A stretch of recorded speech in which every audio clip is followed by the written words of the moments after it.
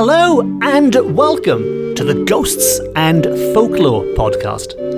I'm Mark Rees, and on each episode I investigate a different, weird and wonderful subject. And for this episode I thought we would look at a particularly eerie Victorian ghost story which involves a strange spectre in the sublime Welsh landscape. Some eerie death omens which, if we believe folklore, foretell of doom for those who see them. And if that wasn't enough, an appearance from a regular character on this podcast, none other than the evil one himself. And this is a story I particularly like because it does combine two of my passions. It combines Welsh ghost stories, of course, something I've written about extensively, and it's not very often I can say this, it combines it with another subject I've spent a heck of a lot of time studying, and that is art history. And there are not many stories that combine ghosts with art history. And the reason I've decided to tell you this story now is because we are now in February, Valentine's Day is looming, and the title of this story is A Wild Night by the Romantic Lakes. Yes, A Wild Night by the Romantic Lakes. And I'll be honest, that is quite a tenuous link to Valentine's Day because the only real connection is the word romantic, which in this sense refers to romantic as in the movement. This is more Lord Byron romantic than anything to do with love hearts and cupids. But nevertheless, it's got the word romantic in it. That's good enough for me. And it certainly is a wild night in this story. But anyway, let's get on with the tale and let me explain exactly where this ghost story comes from. Now, as mentioned, this is a ghost story I found in the archives, and it's a story I originally published in my collection of Victorian ghost stories called Ghosts of Wales, Accounts from the Victorian Archives. And all of the stories I included in that were gathered from old newspapers and periodicals and magazines and things which had been published in the 19th century. Many of these stories had gone unseen since they were first published well over, 100, 150 years ago. And that is the case with this story. But this one is quite unique. I've spoken about a few of these Victorian ghost stories now over the last year or whatever it is I've been doing this podcast for.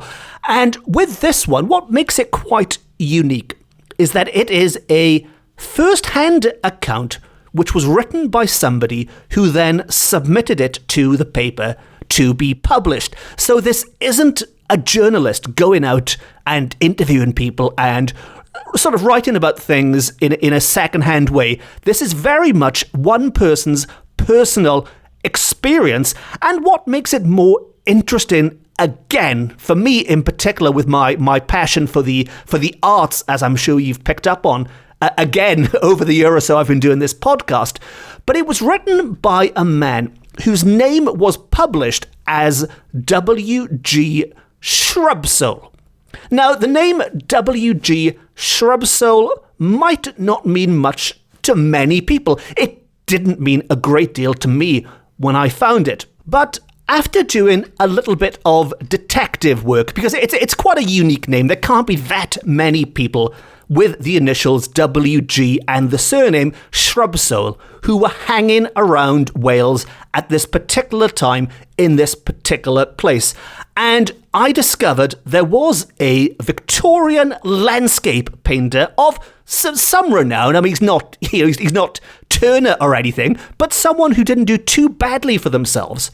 And their name was William George Shrubsole. So that fits very nicely with the name that was included. He was in Wales at the time. We know this. He wrote of his time here, and he painted Wales. That's the best evidence. We've got the paintings of his time here. And while this letter does not specifically say he was the painter, William George Shrubsole, I am sure, as will become apparent to you as I tell you this ghost story, that this is clearly a man with a keen eye for, again, the sublime beauty of what he was looking at, to that romantic scene he was capturing in his words, in this ghost story, and in those paintings. So, as far as I am concerned, and I cannot prove this conclusively, but as far as I am concerned, this account was written by the Victorian landscape painter William George Shrubsole, and whether you agree or disagree with me, just go with it for the sake of this podcast, and we can argue about it afterwards if you think otherwise. Now, Shrubsole was known to have relocated to Bangor in the north of Wales in the 1870s.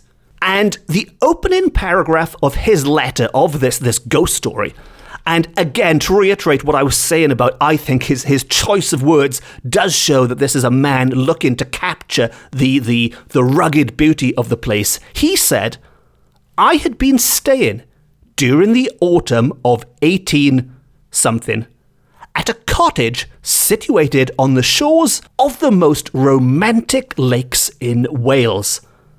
I grew so charmed with the place that I prolonged my stay until the beginning of December, and was amply rewarded by the wild beauty of effect which the scenery around ever presented." As I said, this is certainly a man who knows how to present the romantic certainly in words, and I think on canvas as well. Now, as he wrote, he extended his stay. He was loving it in Wales so much, he extended his stay. Little did he realise, however, that not only would he see more of this country's wild beauty by doing so, he would also see something of a more otherworldly nature as a result. It was towards the end of his visit, and again I'll quote because I think he does such a wonderful job of his words are so evocative in setting the scene that there's no point me rewording them. I might as well just quote him again. And on the night this supernatural incident occurred, he tells us that, "On a moonlight night, I became the observer of what to me at the time seemed a strange, but by no means supernatural manifestation. It was only by the light of what I afterwards heard that my experience assumed the complexion of the supernatural. And as at the time I was unexcited in mind, and not in expectation of any manifestation from another world, I am plunged in difficulties whenever I attempt to account for it by natural causes." Now, this is a very popular theme with these olden ghost stories. If you've heard any of my previous ones or read any of my previous ones, you'll know that people like to stress they are not mad, they're not drunk, there's no history of mental illness in their family, their faculties are fine. The Victorians like to remind us of this. There is nothing wrong with them, but it's that big but. I've got something strange to tell you. He also tells us that he did not realise what was happening was supernatural until afterwards, which would explain why, during the events, he might have acted perfectly normal. It wasn't until he reflected that it dawned upon him that maybe that was a little bit weird. And just to wrap up that little bit about him stressing that he really isn't mad, he tells us that had my mind been in a state of highly wrought tension, I could easily account for the vision, so it's a vision that we're dealing with, by relegating it to that class of sensory illusions to which we will know mankind is susceptible, and of which I myself have, on more than one occasion, very striking examples. Oh, the more he protests, the less we believe him, isn't it? It's a bit like Scrooge in A Christmas Carol, where when he first sees Jacob Marley and he says, you may be an undigested bit of beef, a blot of mustard, a crumb of cheese, and so on and so forth. But as we've established, he is about to tell us a story of the time he saw some kind of vision by the romantic lakes in Wales, and he has stressed that his brain was in perfect working order at the time. Now, back to that fateful night, and back to Shrubsole's words. In his own words, he tells us that one evening after supper, at the close of a very uneventful day, I took a walk as far as the end of the lake and back. This was a very ordinary thing for me to do, and on the occasion in question, I lit my pipe and with a stout stick in my hand, wended my way along the side of the lake, my only companion being a large dog belonging to the house. Shrubsole, smoking his pipe with the dog, went for a walk along the lake. It was blowing up for a wild night, always a good sign for a ghost story. The wind was blowing up for a wild night, and now and again a gust swept down from the hollows of the hills with a violence that made me pause in my walk and steady myself, and caused the surface of the lake to be whipped into temporary commotion. The moon shone fitfully through the driving clouds, and ever and again there came a soughing from the towering crags around, strangely wild and human, as if the spirit of the wind were mourning amongst them. See, there's no ghosts yet, and it already sounds like the perfect gothic ghost story. He's already talking in those words, but nevertheless, let's carry on. At last, I reached the end of the lake, and giving a long look behind the dark, dreary moorland, turned to retrace my steps towards the cottage. For some time, I made rapid progress homeward, noting the wonderful way in which the patches of moonlight chased each other up the side of a steep mountain on the opposite side of the lake, until I was nearly halfway back to the cottage. At this spot, the road formerly went round a point of land jutting into the lake, covered with huge masses of rock piled high, one above another. When I reached this place, the moon became densely overcast with clouds, and it suddenly grew so dark I could scarcely see the wall on each side of the road. I'm sure you can also feel the tension is being racked up now. He went for his walk, he set the scene, there were spirits blowing in the air, but now a strange darkness has descended on him in this particular spot jutting into the lake. It was there that, he tells us, the dog, some few yards in advance, and I called him, intending to stop for a minute in order to fill and light my pipe, hoping too that the clouds would soon break again. A clever idea, really. I mean, if you can't see where you're going, you might as well stop for a break, smoke your pipe, and hope the moon sorts itself out, hope those clouds move, and you can see again. But the dog, instead of returning my call, gave a short howl, which, a few moments later, I heard him repeat at a greater distance. So it was that dark, he could not even see the dog in front of him. The dog was howling in the distance somewhere. He was evidently making for home as fast as possible. So the dog wasn't just ahead of him somewhere, the dog was running away from him somewhere. Nevertheless, Shrubsole concluded that he must have trodden on something or hurt or cut his foot. So he wasn't spooked, he was injured rather than terrified of a ghost. As for Shrubsole, he was more concerned about his smoking. Leaning against the wall, I struck a match and, shielding it with my body and hands from the wind, succeeded in lighting my pipe. And then again, the moon began to break through the clouds, and I paused for a few seconds to watch the light stealing across the water. Again, a wonderful imaged picture in your mind, going back to these gothic ghost stories, but of the moon and no other illumination for miles around. On that lonely walk home, just the moon lighting up that vast romantic Welsh lake. Suddenly, at a few yards distance, I saw the figure of an old man, his hair flying in the wind, and he stooped forward to lean upon the handle of a spade.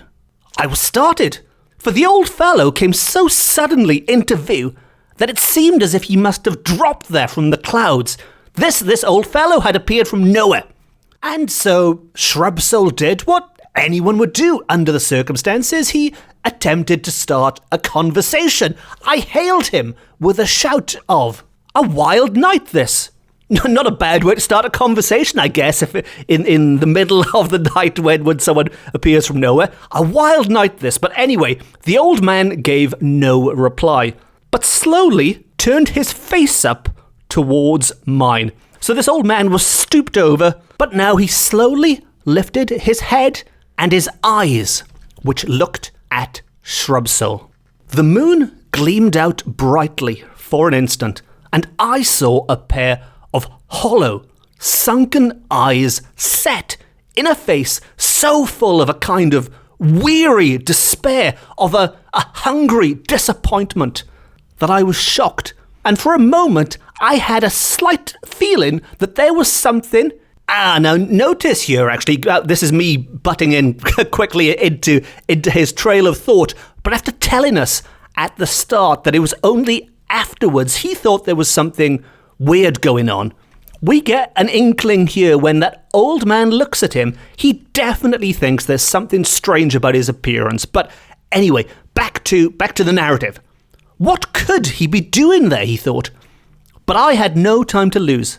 It was getting late, so, with a good night shouted in the local vernacular, he tells us. I mean, I don't know if he means as in he shouted it in Welsh, as in North Star. But anyway, he shouted goodnight in the local vernacular and turned towards home once more. A few paces further on, I looked back, but the old fellow was gone, had probably moved into the shadow of or behind some rocks. Putting my best foot foremost, I soon reached the cottage and found the kitchen tenanted by 3 or 4 people from neighbouring farms. As he walked in, "Dear me, mister," said the good woman, "we have been quite anxious about you, sir, since Toss came in without you. Something seemed to have frightened him." Now, I should explain here, because this isn't mentioned earlier in the story. Toss, which is spelled T-O-S, just the one S. T-O-S is the name of the dog. Maybe that was a common name for dogs back then. But since Toss came in without you, something seemed to have frightened him. To which Shrubsole replies, "Oh, I am all right," I replied with a laugh.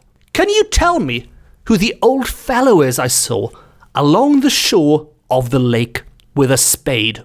And he tells us that I shall not forget the effect of my simple query. Every eye turned on me with a ghastly stare.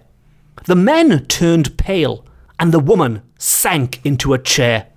One of the men turned to another, and in accents that seemed dry and forced said, "He has seen the digger of 40. And after discovering that he had seen the digger, their tongues were suddenly loosened in that room. And this flood of Welsh language words came out, and in vain he tried to understand what they were saying, but he failed. I could only catch a word here and there, but they soon departed after many pitying glances at me and much ominous shaking of heads. Then I learnt the cause of this commotion. I had seen a ghost. Now, I'm sure we all expected that big reveal because I started this episode by telling you this is a ghost story. But at this point, the penny drops. I had seen a ghost. The figure of the old man was that of one who had died several years back. During his lifetime, he had been remarkable for the penury of his habits and was said to have, on more than one occasion, taken the most relentless advantage of people in monetary difficulties. Now, this is a coincidence, actually. This is me butting in again. But when I spoke of Scrooge earlier, This man is in fact described as something of a real-life Scrooge, a real-life North Walian Scrooge, and it is said that his greedy and his miserly habits became all-encompassing. It took over his life. This greed was so strong, and it assumed the form of a hallucination by the end. And he believed there was vast treasure buried at, again, Foti, the place where he was seen. At all hours, the old miser might be seen there digging in different places in spite of wind and weather. And he would often be heard muttering with someone he seemed to imagine was at his elbow. So it soon got reported that he was in league with the fiend, and he was avoided and detested by the neighbours more than ever in consequence. Now, just to unravel that slightly in case the Victorian language isn't too clear, but by at his elbow and talking, they seem to think he was talking to someone who was next to him that nobody else could see. And when they say the fiend, of course, to these people, the God-fearing Victorian Welsh people, this was very much the devil himself. They thought that he was in league with the devil, he was talking to the devil, and presumably the devil was helping to direct him and telling him where to dig in order to find these riches he believed were out there somewhere. Anyway, back to the story, and at last, one stormy day, a fisherman found the old man's dead body at this spot, with his spade still grasped in his hand. The discoverer ran in alarm to the nearest farmhouse to inform the people of the miser's death, and a party of men soon made their way to the spot where the fisherman had left the body, but it was gone, spade and all, and never a trace of it was seen again. So we have somebody reporting that the miser had finally died, but their body had been, stolen, magically disappeared, so got up and walked off of its own accord. Whatever was going on, nobody knew. And sometime after that, what was stated to be the handle of the old man's spade was found in an almost inaccessible hollow of the neighbouring mountains. So it became accepted as gospel truth that the fiend, again, the devil again, had carried away the miser's body over the mountains and dropped the spade in the transit. Now, of course, this is stretching the imagination slightly. The ghost bit you might go along with. This bit is drifting more into the old Welsh fairy tales of the devil who was doing this kind of stuff all the time. And as I'm sure you've picked up from listening to this podcast, because the devil does make a regular appearance. But anyway, this story, this folktale, or this real story, depending on how you want to take it, got abroad. Again and again, it was verified, and the ghost of the old miser from time to time appeared to several people. And we are going to tie this in to another little bit of Welsh lore here, but it was said that after appearing to these people, he served as a portent of the direst calamity to each individual who saw it. So what began as a straightforward ghost story has been mixed up with the diabolical deeds of the devil, and now we are back into death omen territory, another popular topic on this podcast. And to wrap it all up, Shrubsoul tells us that, just, to clarify, he's not making this up, this was the story as I received it. And its truth was corroborated by many people living in the locality. Had it been told me before I saw the figure by the lake, I should have simply thought the apparition the figment of my imagination. But at the time I saw the old man, I knew nothing of him or his history.